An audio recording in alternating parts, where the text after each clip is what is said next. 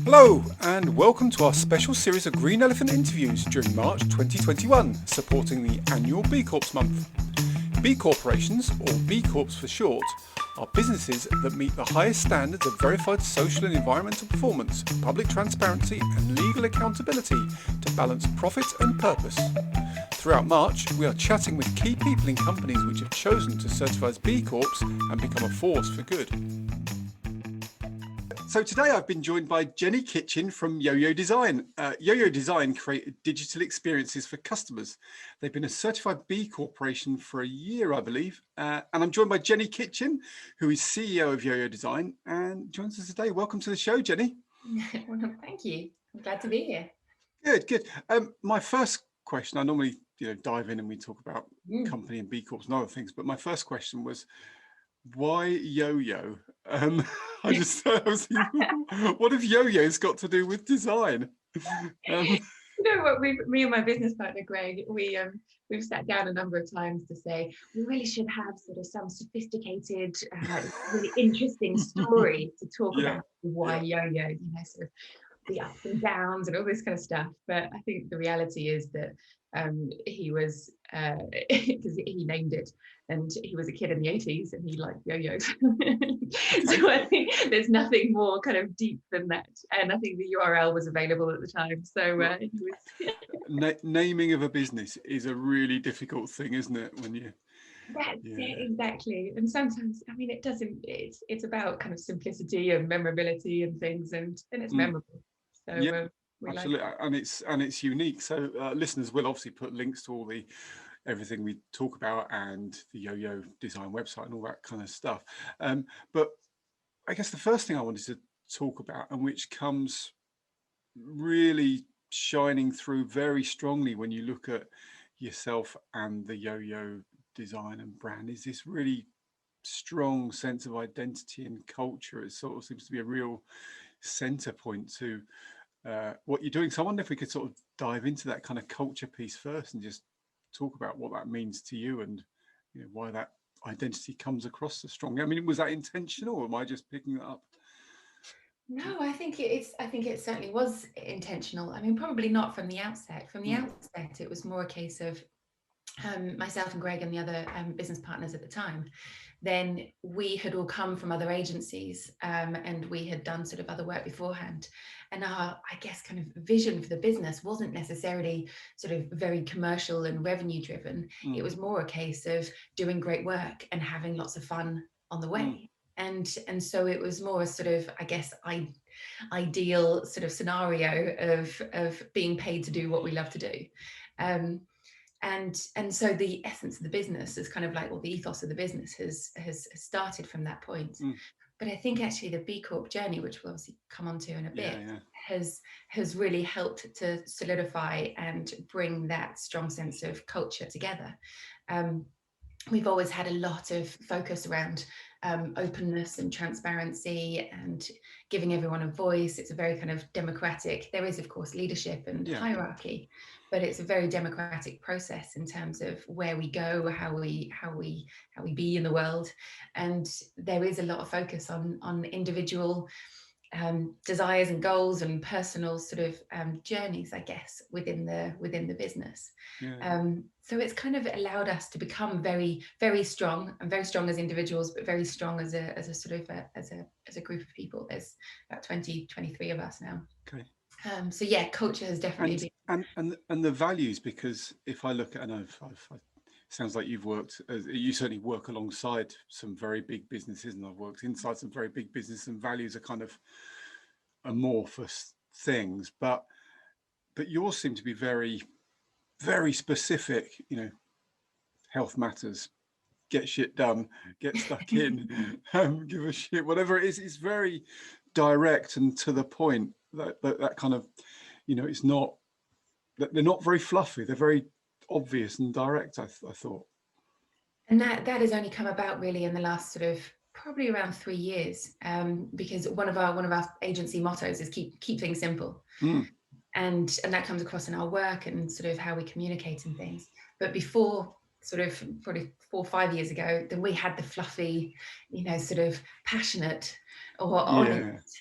And what does that really mean? You know, sort of hopefully if the hiring process has gone well, we would have hired those types of people anyway, you know, and it's such an easy thing to do, but we reinforce our values every day, every month by having initiatives like we have Glads and Sads and at the end of each week where we talk about kind of what went well, what didn't go well, but we talk about stars of the week and employees of the month and all this kind of stuff, but actually ask people, how are people living their values? How are people living the business's values? And so it's kind of saying, well, you know, Harriet did a brilliant job because she actually really got stuck in. She gives a shit. She's gone above and beyond. She's challenged the status quo. She's innovated here.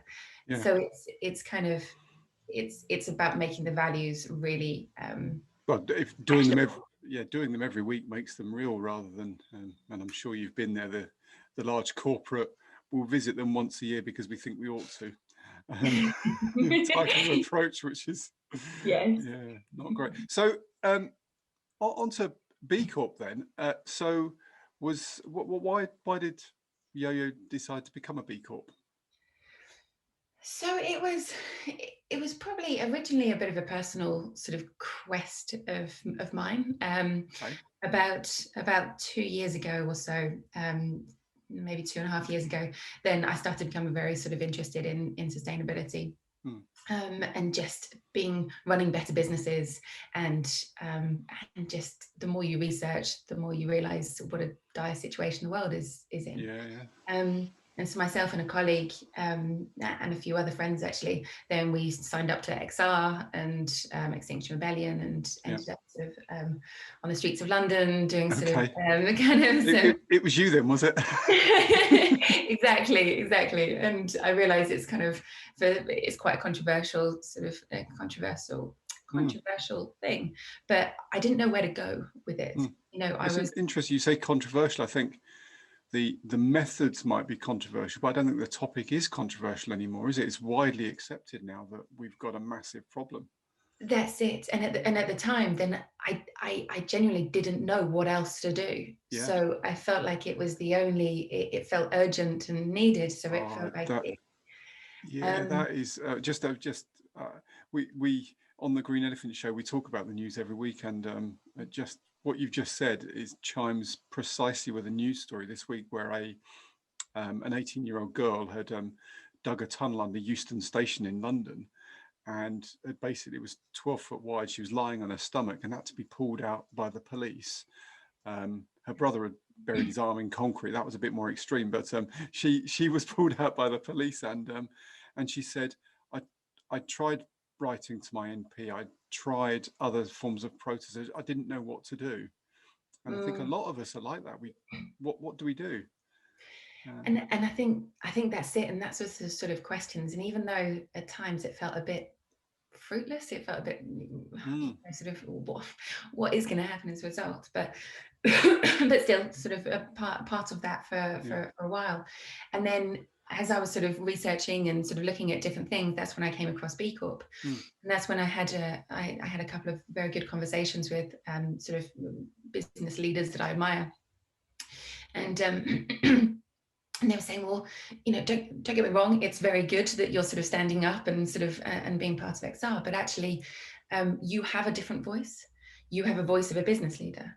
And you can use your business as a vehicle to potentially create a bigger impact because of the fact that you obviously sort of influence the team, you influence sort of who you work with, your clients, your suppliers, but also the local community. You've got a greater voice as a business leader rather than potentially an individual sort of campaigning on the streets. Which massively resonated with me. And that's where sort of I started to take B Corp sort of very seriously and talk to the business partner and the rest of the team. And there was no, as my role as a B Corp ambassador, I talked to lots of other businesses where they have real challenges convincing their business partners or their sort of senior board. I didn't have any of that. You know, the whole team was sort of fully behind it, sort of because it wasn't that different to how we'd been living beforehand, but it offered a real framework around how to sort of run the business. I mean, that was going to be my question when you kind of had a not an epiphany, but you'd been thinking about these issues and then brought them into the business, and that were they totally on board? So even when you were going through the assessment and there's a raft of things you have to do, and you say to all the guys in the team, we need to do all these things, they were still on board with, you know, the change and what had to happen? Yeah, absolutely. I mean, we work a lot in the charity and not-for-profit sector, for instance, and so we have a lot of policies that we've had to sort of set up already. Sure. So in terms of the government, and we do a lot of the things. Yeah, we have done a lot of things anyway. So the governance section, apart from sort of changing our articles of association and things like that, then actually we were predominantly doing most of those things. I think there was definitely some debates around, you know, certain things like that were going to cost the business quite a bit of money, whether it was sort of heavily increasing maternity and paternity leave, or whether it's sort of increasing our volunteer days and charity sort of giving, or things like that. So there was definitely debates about kind of how far we go with it. But no, everyone was very much. So how did you find the initial certification process? Because having been a B Corp for a year, it's still relatively fresh in the mind, I guess. It is. I always say this, sort of, we created a do-gooders team, and that worked brilliantly. So we had I ended up sort of making dinners every Thursday evening, and bring them into the office for a group of about 8 of us, and we sat down and divided everything up, which is. So you're saying you bribed the team with food? I see. Pretty much. You saw through that. I hope it was a vegan diet that you bribed them with. It was. Okay, good, even better. Brilliant. And because I mean, it is a mammoth task. Yeah. It's a mammoth sort of undertaking, and it was important that it came from the leadership, but at the same time, it was very important that everybody got involved in different parts. So actually it wasn't too tough a process. I think the first 6 months of afterwards was quite tough because of the fact that we wanted to do so much. You know, we didn't need to, but we wanted to do so much because we wanted to carry on making a difference and improving the business. Sure. But during the pandemic, it was really tough to actually, you know, it's distracting. It's when you've got kind of so many other things to deal with. Yeah. That's it. But the last 6 months, then we've now made a number of sort of new initiatives, and we're getting back our kind of mojo around it, and hopefully boosting up our points for the next time assessment. No, that sounds good. So moving on to the business. So Yoyo Design, it's a bit different, because you think about a design agency and they tend to do one of two things. They do a bit of web design, or they do a bit of graphic design, or possibly a bit of both. But whilst you do those things, that doesn't seem to be your kind of core service or mission, or what you do. So do you want to just talk about what it is that you do? Of course. Well, I think sort of we do those things that you sort of said about. But our I guess kind of our reason for being is to create experiences that have an impact in the world. And we call ourselves digital problem solvers. So what we sort of find with clients is that, you know, sometimes they don't know the answer, and actually it's preferable if they don't know what they're looking for. We much prefer when say a university came to us and said, we need to have more engagement with our alumni. How do we go about doing that? So we solve that problem with them. Another client has come to us and said, we want to offer a training service to a group of people. How do we go about doing that? So it's predominantly digital, but it's also sort of just looking at the wider sort of strategy and customer experience sort of package as a whole. So that's where we sort of love to play, is when there is that big question that we can then solve. So you're looking to provide an outcome to whatever their problem is. And when you say digital, just want to be clear on what that is, because you're not talking about going and putting some computing and IT and equipment in somewhere. You're talking about, I don't know, something that uses digital technology to provide the solution, or that's it. That's exactly it. So sort of predominantly it's websites, but sometimes that it could be applications, it could be tools, it could be we've done voice technology, we've done augmented reality, virtual reality. So it's about sort of finding the right digital solution for the task. But typically there will be a website sort of involved, and to drive traffic to that website, then we would look at how to get customers there, and that could be through email or social or other. So there's kind of branding and marketing and stuff on the side as much as there is kind of website design on the side, but the core is delivering an outcome to a customer. That's it, exactly. Okay. We've been lucky enough to work with some incredible brands doing that. Yeah, why not just mention some of them, because there is an impressive list of brands that you're working with, I saw. Yeah, absolutely. I mean, sort of, we don't tend to specialize in a particular sector. So that's where we've done a lot of work in the charity and not-for-profit sector with RNLI and Marie Curie and Young Minds and lots of other charities. But then we have done voice technology with Universal Music, or we work with creating digital experience for Mercedes-Benz World. So, and at the moment we're working with, can't talk about them necessarily, but working with several sort of large B Corp organizations to help them really elevate their digital and harness the power. Because I think sometimes when sort of companies, you know, sort of if people have been working there for a long time, then they can kind of become quite sort of institutionalized. And actually working with an agency who works with lots of other clients, then you can bring the sort of fresh ideas and perspective. But I think the interesting thing about what you've just said is working with other B Corps, because we certainly find since we've been certified that the chances of working with other B Corps have just, you know, B Corps want to work with other B Corps because, you know, they share your values and your ethos and your ethics, and you want to work with them. So if you were taking I guess a hard-nosed commercial look at the B Corp world, it's a great way of networking and finding new contacts who might work with you. But that's not why we do it, but that is a side benefit, I guess. Yeah, absolutely. And actually yesterday we had a company meeting, and one of the team was talking about who our ideal client is. And our ideal client is very much a sort of a company that does some good in the world. We're not labeling it as sort of saying, you know, they have to be X, but does some good in the world. And if they're B Corp, all the better for it. We're not going to work exclusively with B Corp, but as you say, it's a quick marker to say that this organization shares the same values as us.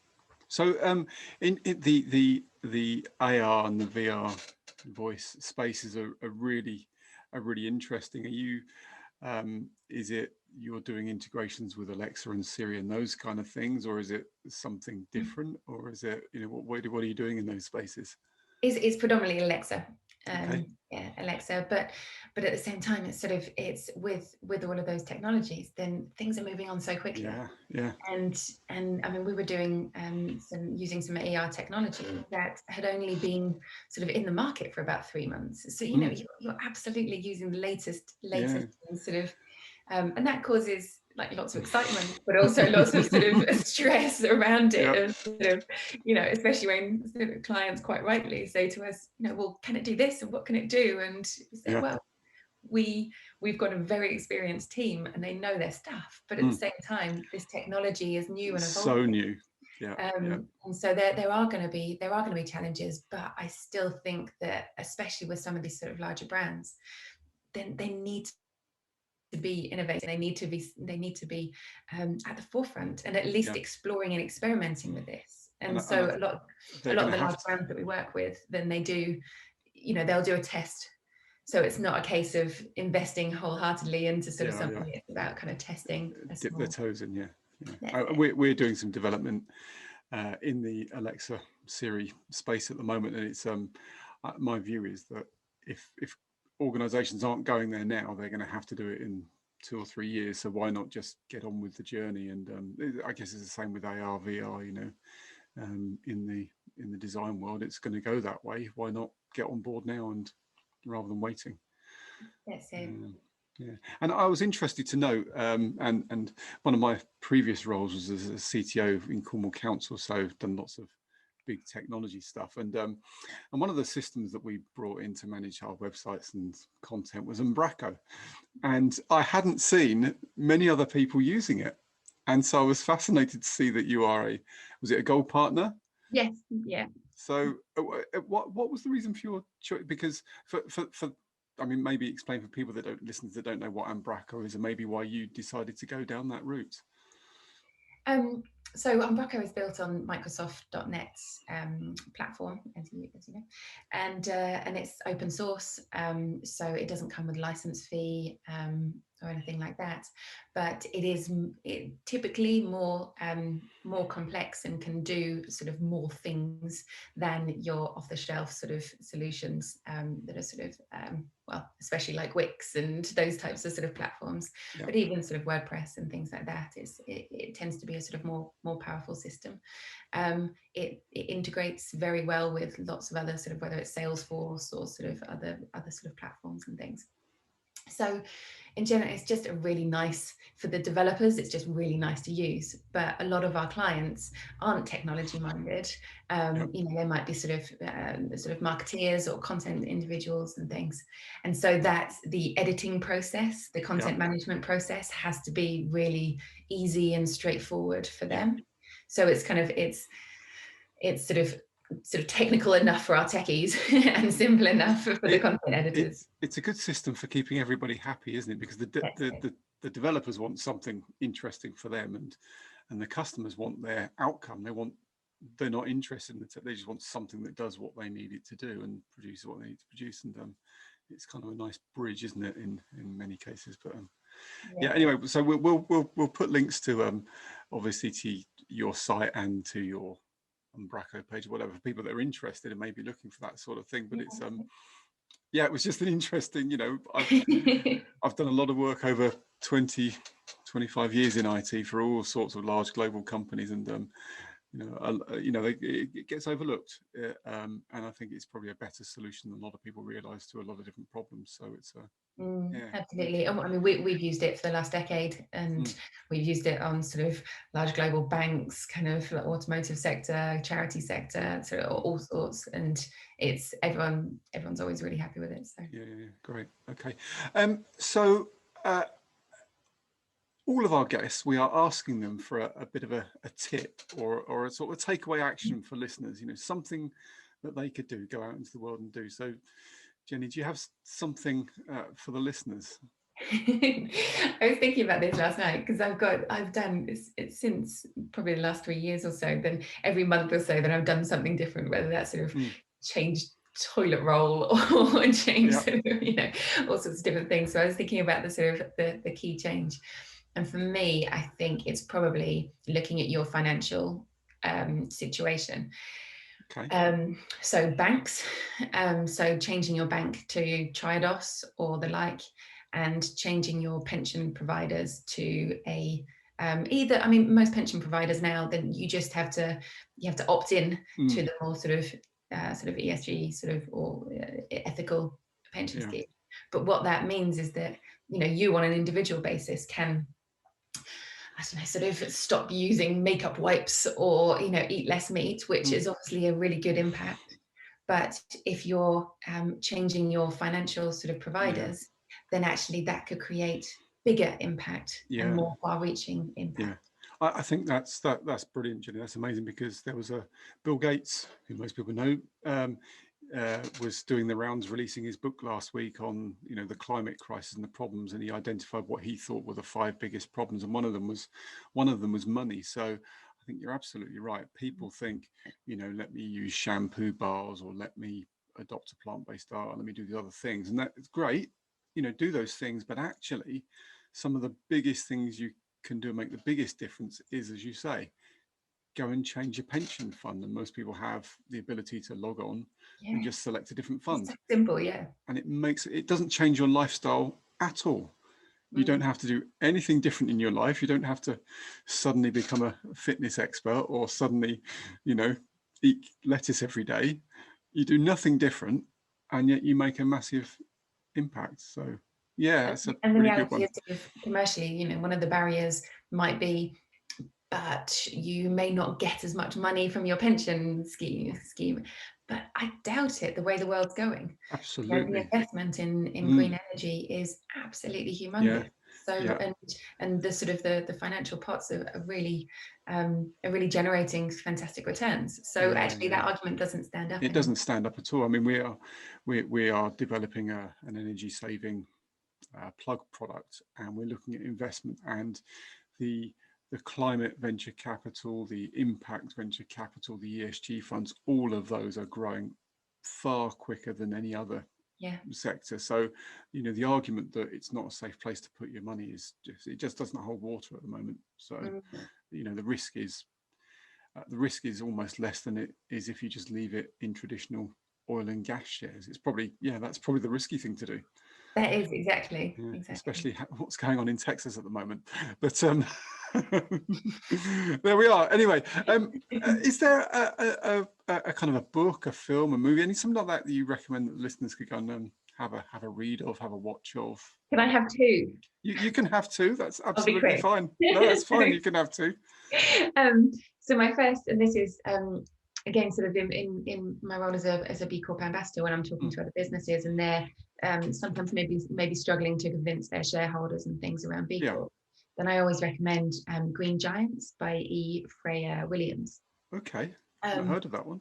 And it's many different sort of case studies really of businesses such as Unilever and Patagonia and sort of others, where they just show the reality of actually taking an ethical stance doesn't mean to say that it will hit the bottom line, and in fact in a lot of circumstances it can increase revenue and increase profit through sort of having a point of differentiation, through better customer sort of experiences, and especially now attracting more customers.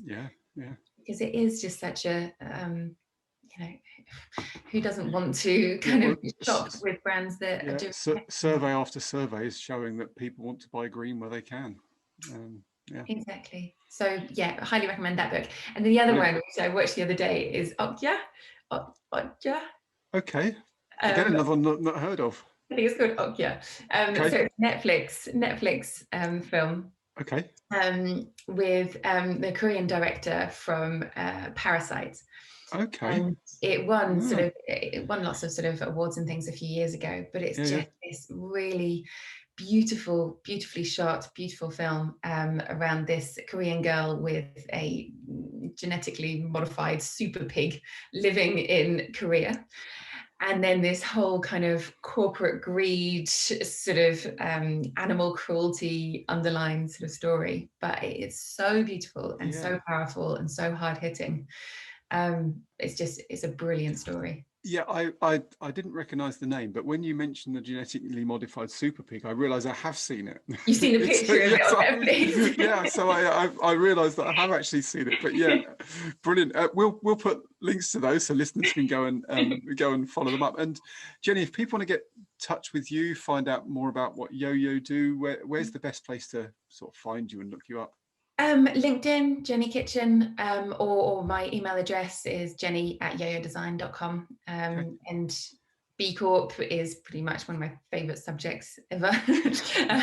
So very, very happy. Well, if it could be beyond the 8th of March, that would be easier in terms of homeschooling.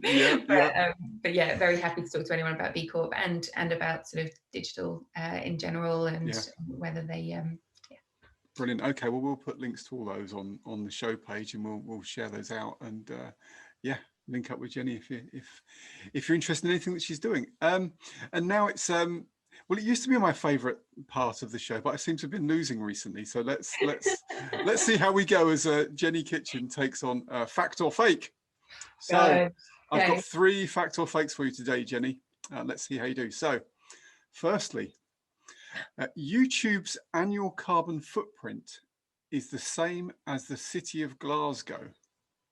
Is that a fact, or have I made it up? I think that's fiction. I think it's more. Is it fact? It is actually a fact, which Oh, is wow. which is quite scary in itself. The city of Glasgow and YouTube have the same annual carbon footprint, but Yeah, it won't last long because YouTube is growing an awful lot quicker. yeah. The city equivalent sort of changes every year. It was Nottingham, then Leicester, then Sheffield, and now it's Glasgow. It will soon be Manchester and London. But yeah, it's Wow. Scary. a scary footprint from YouTube. Right. We mentioned Umbraco, so here's one for you. The name Umbraco means screwdriver. Is that a fact or is it a fake? Oh God, I've been working with it for 10 years and I have no idea. I think it's Finnish or possibly Icelandic or something like that. Fiction. Yeah, I did make that one up. It doesn't mean screwdriver, but it does actually mean hex key or Allen key. Oh, So really? the little Wow, hexagonal Allen key tool, that's what Umbraco means, which, yeah, I don't know whether I was surprised. It wasn't what I was expecting. Me neither. Yeah, I think Finland. So if you're ever in Finland, you need an Allen key. You're fine. Team go there. Well, they didn't go last year, but a lot of the team go there most years for Code Garden and stuff. Okay. So it's one each so far then, and lastly then, we're on to VR now. So Google's early VR project was known as Google Cardboard. Is that a fact or have I made that up? Fact. Yeah, it is a fact. So you win. I lose again, but you do wonder about some of these internal teams. They can't think of better names. I mean, Google Cardboard. It's dreadful, isn't it? Dreadful enough to be real. Right. Jenny, thank you so much. It's been an absolute pleasure to talk to you, and really interested in your approach to design and outcomes, and the way that you're using technology to produce outcomes. I think it's fascinating, and the AR, VR, Alexa stuff. We could get all techie on and talk for a long time, but you'd probably point me at your developers at that point. But it's been great to hear about your B Corp journey, and wish you all the best in the future. Thanks for joining us. Thank you. Really enjoyed it. We really hope that you found this special B Corp month episode both informative and entertaining. Make sure you don't miss any of the other 31 interviews with B corporations who are striving to be a force for good. So make sure you subscribe to our podcast so you don't miss a thing. And don't forget to spread the word with others. If you have any questions about being or becoming a B Corp, or any comments and suggestions about the show, please do get in touch. You can email studio@greenelephant.show or visit our website greenelephant.show, or find us on Instagram, Facebook, LinkedIn, YouTube or Twitter by searching for Green Elipod or The Green Elephant Show. You can also review the show on Google and Apple Podcasts. Join us tomorrow, and we hope you have a sustainable day.